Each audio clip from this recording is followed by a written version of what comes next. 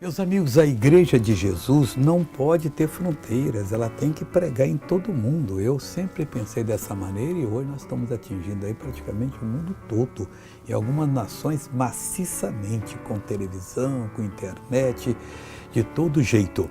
O Salmo 96, versículo 3, tem uma palavra aqui de ordem divina. Anunciar entre as nações a sua glória. Nós não temos que pregar religião, não. Nós temos que pregar que Ele cura, que Ele liberta, que Ele responde orações, que Ele muda a vida, que Ele realmente faz coisas grandiosas. Essa é a nossa missão. E que mais?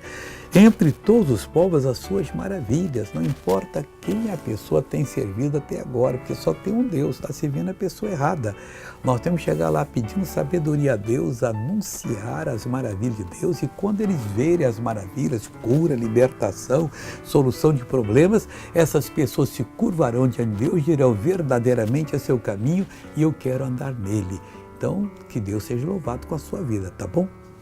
Veja essa pessoa que foi abençoada, eu já volto. Qual é o seu nome, irmã? Maria Madalena. Maria Madalena, também é o nome da minha mulher. E está nos vendo lá no Brasil. Até que altura a senhora podia levantar os seus braços? Eu tinha muita dor, não podia Muita fazer dor. assim.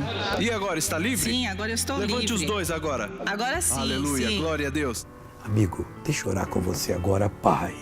Nós precisamos anunciar entre as nações a Tua glória. Não levar uma mensagem xoxa, pequena, raquítica, ó Deus, sem significado algum, mas levar a Tua glória. E Deus, nós temos que anunciar em todos os povos as Tuas maravilhas, mostrando a eles como devem ser curados e libertos. Pois eu oro com todos orando comigo agora. Faça desta pessoa que ora comigo uma pessoa que cumpre esses dois pedidos aqui do Senhor, ou tuas duas ordens, para a tua glória, em nome de Jesus. Amém.